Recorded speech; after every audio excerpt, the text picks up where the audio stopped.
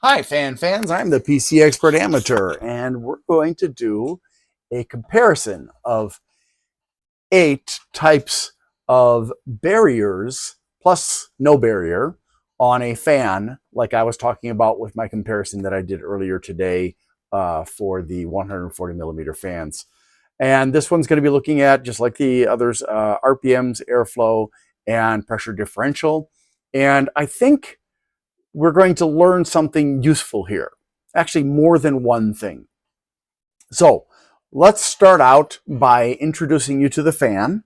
I changed my mind and I decided not to use the Guianjing because it was a 24 volt and it's just a pain in the butt to use a 24 volt. So I went with this, and this is the 120 by 38 PWM. And yeah, it's one of the most powerful fans that I have in my collection, but although not the most powerful. I would have had to get a different fan for that. Now, I started out by testing with nothing on it. Then I put this grill on it that came with it. So this is the 8-ring metal grill. Okay, so I put it on each side. I put it on the intake side, and I then also put it on the exhaust side because I wanted to see what kind of impact it would have on the fan's performance. And that's what I did with every single one of these things. The next one I did was a Silverstone, and this is a plastic piece that has, well, I think that the mesh is also plastic, although I could be wrong. But this is fine mesh with honeycomb grill. I should have put SS on there, but I didn't. And you can see the mesh. Let me just give you some extra light here.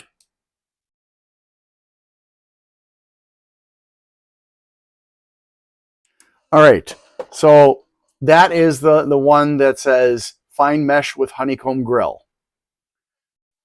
The next one that I did was this one, which is a 3-piecer. It has this kind of swirling arm kind of grill here to keep the foam from being blown out. And that foam is very thin. It's like maybe a millimeter. And on the other side, we have a, 8-ring grill. So this is thin foam with spiral and 6-ring plastic grill grills. So there's that one. And I don't know the brand for this one. And I'm glad I had it facing this way, because here's the thing. If you notice, there's absolutely no beveling of these rings or the arms. And that actually will negatively impact performance. Plus, it's designed to be this way because, well, whoever made it was smart enough to realize that they didn't want those. They wanted this side, which you can see the rings and arms are all rounded. That produces less resistance to the air than this flat side. And that's important. So when you are considering what to install, you definitely want to try your best to make sure that the rings are facing toward the, well, it depends on which side it's on. And if it's on the intake side, ideally, and I don't remember if I did it consistently, and I apologize. But if I have to retest this one, gosh darn it all, that was foolish of me. Anyways,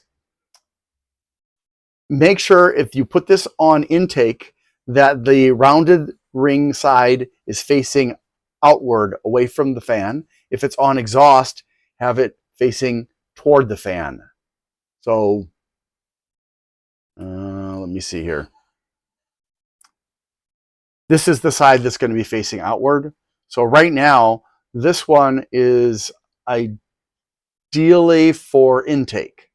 Now, if I flip this over,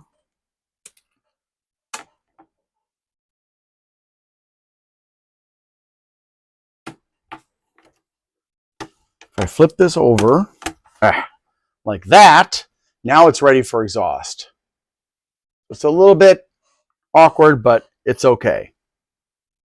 Now, I'm going to set that one there. The next one is called the red waved mesh. And you can see that it's got a kind of a corrugated design to it. Got these ridges. And it's also not flat. It is a bit rounded out. The shape of each kind of item that I tested will have an impact on the airflow and pressure differential scores, because it may scatter the air less or more. So keep that in mind. Then I've got just this plastic grill that I demonstrated with the 120mm fans a while back, where I demonstrated that with the WGM HEFUN or whatever it was, that this significantly negatively impacts airflow. And unfortunately, because the design is such that it's only really meant for the screws to be screwed in on this side, I only mounted it on each side that way. So this was always facing out, irrespective of whether that would be the best thing or not. I'll retest this one too. So maybe if I figure out a third way of getting more meshes to test, then I will redo this tomorrow instead of doing the other video that I want to do. Then this is a 3D printed one, a honeycomb, as you can see. And they decided that they were going to make the center of the hub open. I'm not really sure why they chose that, but this part around it is not. I'm guessing that maybe this is for stabilization, but I could be wrong. And again, this one has got, well, this one isn't as good because it has, instead of beveling, because it was 3D printed, it has these tiny steps on the edges. So it's going to produce more friction than the rounded one. And I would think it would produce less friction than the flat side, but it's hard to say. Also, one of the things I don't like about this one, especially when you're doing exhaust, on the exhaust side, is this side is rough. You can see that texturing. I really don't like that. And we'll see what impact that has. The next one I have is actually, this is a two-piece magnetic, very fine screen. So I'm sorry, this one I call plastic honeycomb grill. And this one I called six ring plastic grill. Sorry about that. Should have color coded them all, but I decided to color code them based on whether they're doing intake or exhaust. So this, I didn't use this frame part, which is also magnetic and has adhesive on the other side. I used this, and I had to make. Unfortunately, this is designed a little bit incorrectly, so it doesn't perfectly fit a 120mm fan. As you can see, I was only able to make 3 holes. The 4th hole would have been in the mesh itself, and I didn't want to do that. And that's called the very fine mesh. And then the last one, and this one is called the coarse mesh. And as you can see, it's also bubbled outward. I found this a little bit more difficult than the other ones to do the airflow testing on because of that rounded shape. And let me just put some light on it from the back. I would have loved, again, to have done more. And if I can figure out a way to incorporate the other ones that I have that are larger, I will definitely do that. But at this time, I don't have, except for one of them, I don't have any ideas on how to do that. So I'm seriously considering redoing these just to make sure that whether there's a significant difference with the rounding versus the flat sides on each of these. But if you do use something like that, and I don't recommend plastic really for the most part, especially if it's 3D printed and hasn't been sanded down to remove all the edges and steps and stuff, I don't really recommend those. So now you've seen them all. So we're going to go over to the actual results, starting with RPMs. Okay, let me get that. There we go. Now we can see on the left that green is for the when it was positioned on intake, and counterintuitively, the green ones didn't always produce worse RPMs.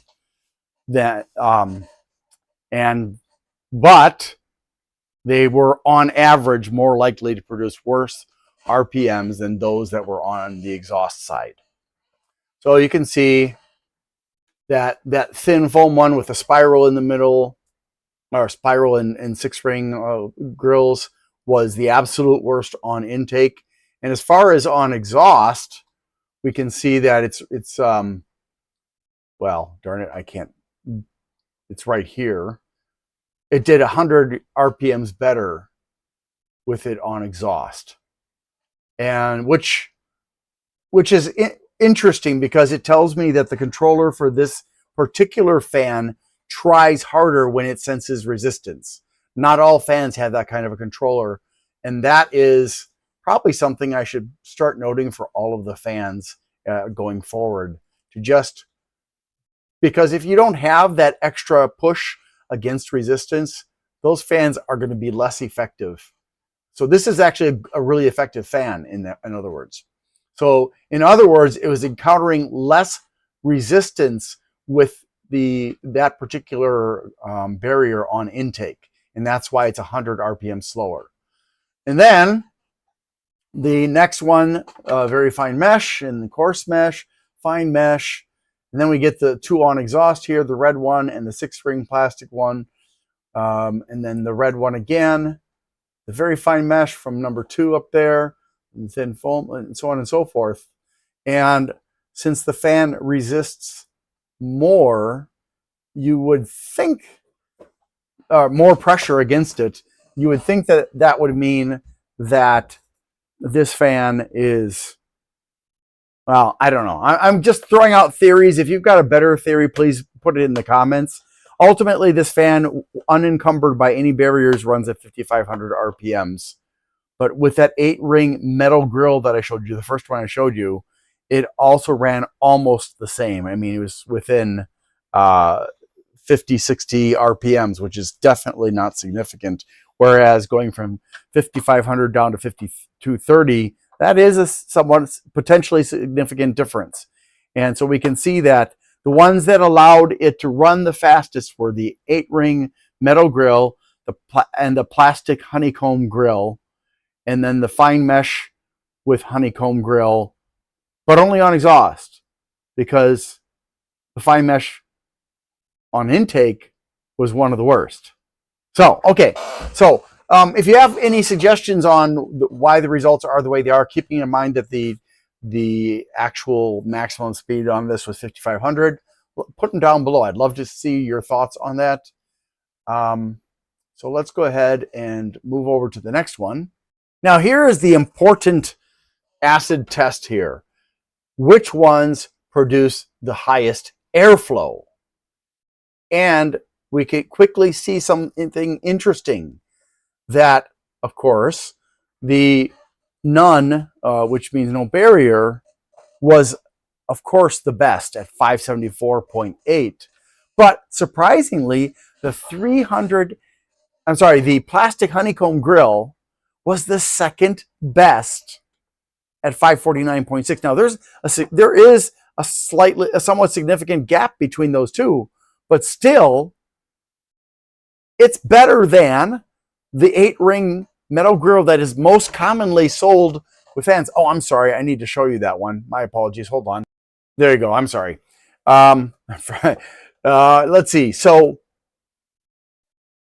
let me just switch back and forth here. So the plastic honeycomb grill is the best when it's on intake, and I mounted it, so it would have been mounted with the stepped side outward, and this would have been against the fan, so this side would not have been impeding airflow as this impedes airflow less, even with those little steps on each little part of the honeycomb. And then go back to that picture. The second best, or the next best one, was that 8-ring metal grill on intake. So that's this one. And it doesn't matter which way it's facing because it's rounded. Everything's rounded. And then the third best one is the 6-ring plastic grill.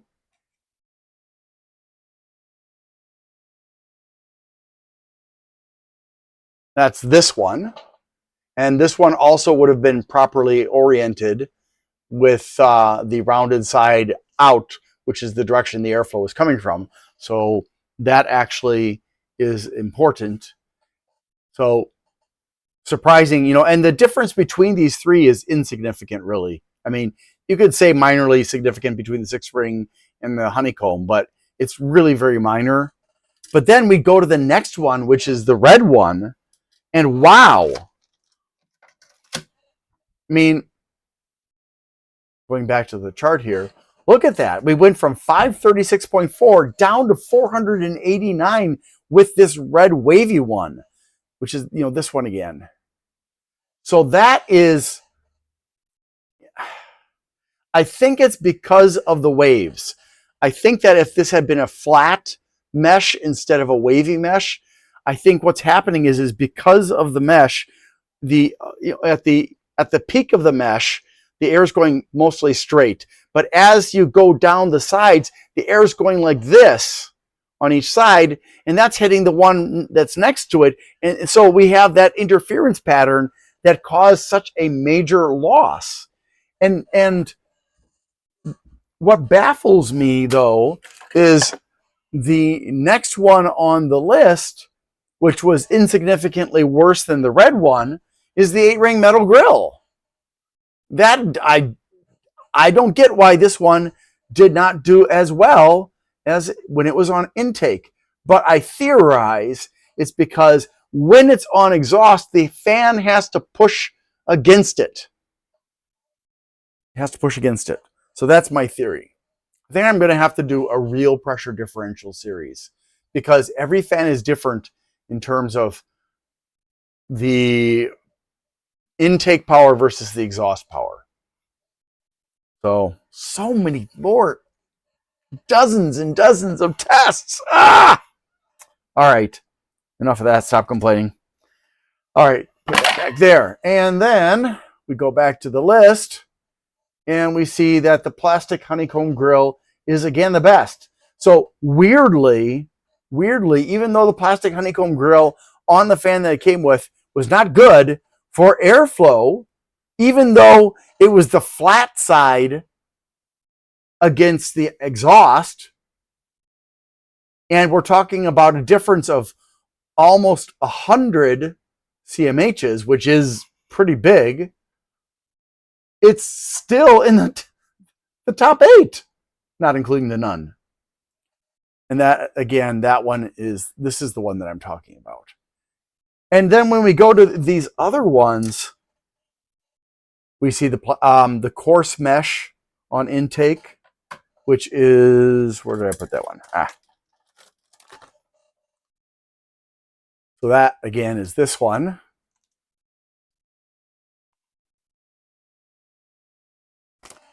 And that's tied with the plastic honeycomb grill. So, and I'm not really surprised about this one doing as poorly as it did. But then the fine mesh with honeycomb grill actually jumps into the rankings now. Where did I put that one? It's over here. And I think part of the problem with this one is let me just look at it. It's hard to tell. The honeycombs are, there's texturing on the, wait, is that on both sides? Yep, there's texturing on both sides, this part here. So the circular part has texturing on both sides. Plus there is a little bit of a step, at least on this side. I can't really I can't really say for certain if on the inside it's also got a step, but on this side there's definitely a step. And I'm just kind of thinking, I wonder what would have happened if they'd made larger honeycombs. I'll bet that with the thin mesh, or this fine mesh, and the larger honeycombs, like at least this big, whoop, at least this big, would have been a better combination. I guess that was a strategic error on the part of Silverstone. And so for this one, there's really no point in me trying to put it backwards to see if it makes a huge difference. So then we go back and we see the next one is actually the thin foam one.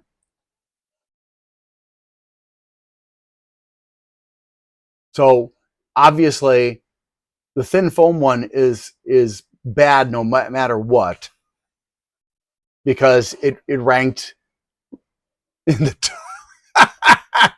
wow, it just did so poorly. I mean, it was the absolute worst one for being on exhaust, but it was also, and there's no way to turn around that spiral side, but I am gonna try and retest this one for sure, and that one and this one. So yeah, I mean, avoid that one. Honestly, I would avoid it anyways, because the foam is it's going to be great for catching dust, but you're going to have to clean it very frequently, because it's not a single layer, it's multi-layered. And that's part of the problem with the foam is these holes aren't necessarily going all the way through. They may be connecting to another hole on the side, so it's twisting as it goes through the foam, which is a good reason for it to perform so poorly. So ultimately, this one is really bad, and you know, I'm not surprised that this one also was even worse. I mean, it's almost the same as the thin foam with the double grills, but it's also the third worst one, not too far away from this one on exhaust. So these two really suck, and I knew that this was going to be bad, because it doesn't matter that there are more holes. The holes are so small, the resistance to airflow will be higher by default. And there's only two positions of difference, but you know, the CMHs are different. If you look here, you can see that the very fine mesh 382.8 versus 306. That's a big difference. And then the fine mesh was between those. Wow. And then the coarse mesh on exhaust. Man, that's very interesting. But I think I've belabored this one enough. As you can see, there are certain ones you should definitely prefer and others that you should definitely ignore. However, different fans perform differently. So you may, if you have multiple kinds, you may want to test and find out which one is the most compatible with your fan. Because like I said on the WGM He Fun or whatever it was, there was a pretty big difference between with the plastic grill and without it. I mean, which is by which I mean this one. Now, the final chapter is all three of them. And the interesting thing to look at here is there a direct connection between RPMs and pressure differential, or airflow and pressure differential, or you know, is there a strong relationship? And the answer is, when it comes to RPMs, not necessarily. I mean, the one that's got the best pressure differential has RPMs of only 5390, which is slower than no barrier, and it's 2 degrees of movement better, which is interesting. But I think the reason is probably because the air from the fan, I'm sorry, I'll show you the thing in a moment here. The air from the fan is going kind of out like this in a cone shape. And when it hit, I think when it hits that the 6-ring plastic grill and the plastic honeycomb grill and the 8-ring grill, that's kind of adjusting its direction to be more focused, perhaps. That's my theory, anyways. So we can see here that is, you know, the slowest ones, the 5200 ones, are all in the middle of the pressure differential list. And then the 53 and 54 ones, some of them are at the top of the list, and the rest of them are at the bottom of the list. So that's weird, but it does depend on which barrier you're looking at.